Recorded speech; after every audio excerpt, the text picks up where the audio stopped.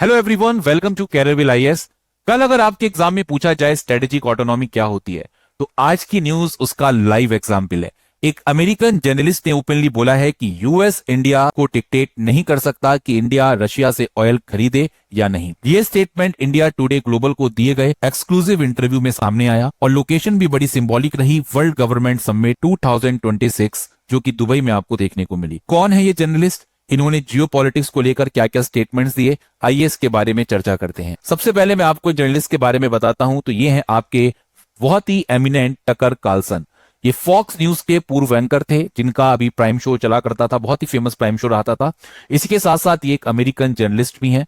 और यहां पर टकर कार्लसन ने अपने एक्सक्लूसिव इंटरव्यू में जो इंडिया टुडे ग्लोबल के साथ इनका हुआ, उसमें साफ साफ इन्होंने इंडिया की जो सॉवरेनिटी है उसको डिफेंड किया है। इन्होंने कहा है कि अमेरिका भारत को रूस से तेल खरीदने से नहीं रोक सकता। उन्होंने स्पष्ट शब्दों में इस चीज को बोला है कि भारत अब एक ऐसा देश नहीं है जिस पर शर्तें थोपी जा सके। दुबई में आयोजित वर्ल्ड गवर्नमेंट समिट 2026 के दौरान जब इनसे बातचीत की गई, तो कार्लसन ने कहा कि भारत अब एक ग्रेट पावर है और यह 25 साल पुराना भारत नहीं है जिसे शर्तें बताई जाएं। अब यहां पर होती है क्या बातचीत। तो टकर कार्लसन का स्टेट पॉइंट यहां पर सिंपल था, इंडिया एक ग्रेट पावर बन चुका है, टर्म्स डिक्टेट नहीं होंगे, नेगोशिएशंस होंगी, यानी कि 25 साल पहले वाला इंडिया अब नहीं रहा। अब इंडिया बार्गेनिंग टेबल पर इक्वल सीट मानता है। इसी के साथ साथ इन्होंने यहां पर यूएस एडमिनिस्ट्रेशन को या यूएस की पॉलिसी को क्रिटिसाइज भी किया है। इन्होंने यूएस की पॉलिसी को क्रिटिसाइज किस तरीके से किया, इन्होंने साफ साफ बोला कि रशिया को अलग थलग करने की कोशिश खुद अमेरिका के लिए नुकसान दे रही है। इन्होंने साफ साफ यहां पर बोला है कि रशिया यूक्रेन युद्ध के दौरान और उस पर अमेरिका की नीति को लेकर टकर कार्लसन ने अमेरिकी प्रशासन की बहुत ही तीखी आलोचना की है। इन्होंने कहा है कि अमेरिका की जो रशिया को अलग थलग करने की कोशिश थी वो पूरी तरीके से फेल रही है, नाकाम रही है, और इससे अमेरिका को ही उल्टा नुकसान यहां पर पहुंचा है। अमेरिकी की पाबंदियों के बावजूद जब अमेरिका ने कई सारे रिस्ट्रिक्शंस लगाए, रशिया को चाइना, भारत और मिडिल ईस्ट के और करीब यहां पर रशिया देखने को मिला। इससे सिर्फ क्या फर्क पड़ा, इन्होंने साफ साफ स्टेटमेंट दिया है कि इससे अमेरिका की जो वैश्विक स्थिति है, जो ग्लोबल पोजीशन है, वो कमजोर हुई और बल्कि अमेरिकी डॉलर को भी नुकसान पहुंचाया गया। इन्होंने कहा है कि जो रिस्ट्रिक्शन, जो सैंक्शंस यहां पर लगाए गए, उससे कभी भी अमेरिका को फायदा नहीं पहुंचा है, बल्कि इससे कमजोर लोगों को नुकसान ही नुकसान हुआ है। इन्होंने साफ साफ इस चीज पर एक स्टेटमेंट और दिया जब इनसे क्वेश्चन पूछा गया यूएस के ऑब्जेक्शंस को लेकर कि इंडिया जो रशिया है उससे ऑयल परचेज करेगा नहीं करेगा, तो इन्होंने भारत के फैसलों पर इन्होंने साफ साफ बोला है कि अमेरिका हुक्म नहीं चला सकता। इन्होंने साफ साफ यहां पर बोला है कि जब भारत द्वारा रूस से तेल खरीदने को लेकर अमेरिका की जो आपत्तियां हैं उस पर सवाल किया गया, तो टकर कार्लसन ने इसे पूरी तरीके से एब्सर्ड बोला, बेतुका करार दिया।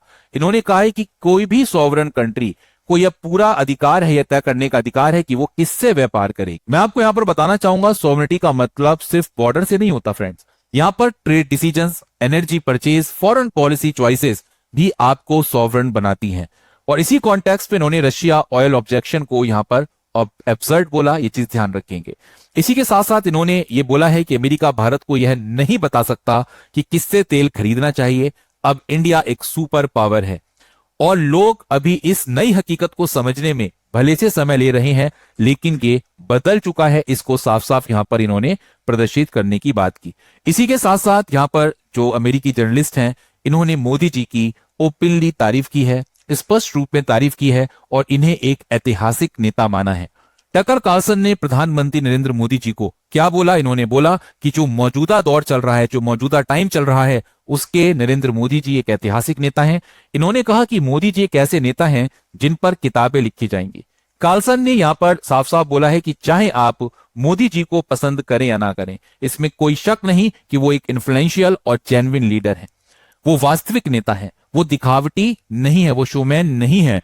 मोदी, पुतिन, इसके साथ साथ एर्दोआन, एमबीएस और ट्रंप जैसे नेता इतिहास में याद किए जाएंगे। इन्होंने जो मोदी जी की प्रशंसा है उसमें एक उन्होंने बात भी की कि अगर मुझे यहां पर मौका मिले तो मैं जरूर यहां पर प्रधानमंत्री मोदी जी का इंटरव्यू करना चाहूंगा, क्योंकि किस तरीके से भारत और उसके नेतृत्व को समझना आज के ग्लोबल कॉन्टेक्स्ट में बहुत जरूरी है। देखिए साफ साफ एक चीज मैं यहां पर बताना चाहूंगा कि जब भी कभी आप इंटरनेशनल परसेप्शन को ध्यान में रखते हैं या लीडरशिप ब्रांडिंग को ध्यान में रखते हैं, तो याद रखें international perception, leadership branding diplomacy को हमेशा इन्फ्लुएंस करते आए हैं। इसीलिए यहाँ पर मोदी जी की जो भूमिका है उसकी तारीफ यहाँ पर कार्लसन के द्वारा यहाँ पर की गई है। इसके साथ साथ इन्होंने अपने इंटरव्यू में एक और इंपॉर्टेंट पॉइंट पर यहाँ पर सवाल किया। इन्होंने जर्नलिज्म और पावर के ऊपर भी कुछ सवाल किया है। इन्होंने जर्नलिज्म के ऊपर और सत्ता के ऊपर एक सवाल किया। इन्होंने कहा है आज का मॉडर्न जर्नलिज्म है वो आजकल जो सत्ता है एंड जो प्रोपोगेंडा है उस पर भी इन्होंने खुलकर प्रॉपर तरीके से बात की। इन्होंने कहा कि द्वितीय विश्व युद्ध के बाद मीडिया ढांचा सिर्फ एक सत्ता की रक्षा करने के लिए खड़ा किया गया था, ना कि सच दिखाने के लिए। इन्होंने कहा है कि सच बोलने की कीमत हमेशा चुकानी पड़ती है और जबकि झूठ बोलने पर कभी ही शायद सजा मिलती हो। यही वजह है कि आज अगर हम देखेंगे तो अल्टरनेटिव और इंडिपेंडेंट मीडिया प्लेटफॉर्म तेजी से उभर रहे हैं। तो एक तरीके से अल्टरनेटिव और इंडिपेंडेंट मीडिया की बात भी इन्होंने यहाँ पर की है। इसी के साथ साथ इनका जो स्टेटमेंट रहा जियोपॉलिटिक्स को लेकर, इन्होंने पुतिन, ट्रंप और ग्लोबल पॉलिटिक्स पर किस तरीके की इनकी नजर है उसके बारे में चर्चा करते हैं। तो यहाँ पर इन्होंने टकर कार्लसन ने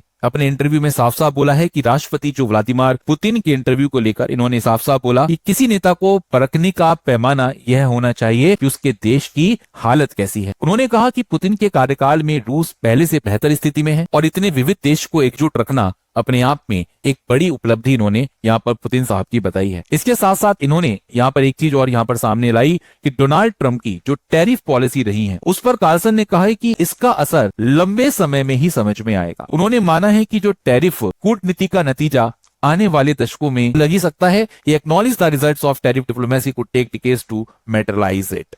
इसके साथ साथ दोस्तों इन्होंने यहाँ पर इंडिया के रोल की बात भी की कि बदलती दुनिया में जो भारत की भूमिका है उसको लेकर इन्होंने ये बोला कि इस समय दुनिया तेजी से बदल रही है और भारत आज की डेट में सिर्फ एक इमर्जिंग पावर नहीं है। इन्होंने साफ साफ यहाँ पर बोला है कि अमेरिका और यूरोप को यह समझना होगा कि भारत, चाइना और रशिया अब ग्लोबल ऑर्डर को नया आकार दे रहे हैं। ग्लोबल ऑर्डर को यहाँ पर वैश्विक व्यवस्था को आकार दे रहे हैं। इसके बारे में भी इन्होंने यहाँ पर बात करने की कोशिश की। इन्होंने साफ साफ बोला कि इंडिया का स्टैंड अब इमोशनल नहीं है, इंटरेस्ट बेस्ड और नेगोशिएशन बेस्ड है। आज की वर्ल्ड पॉलिटिक्स में यही रियल पावर हमें देखने को मिलती है। ये एक नया वर्ड है जहां पर इक्वल डायलॉग की जरूरत है। यहाँ पर कोई किसी पर डिक्टेटरशिप किसी तरीके की नहीं कर सकता। ये बात ध्यान रखें। धन्यवाद। Thank you so much guys.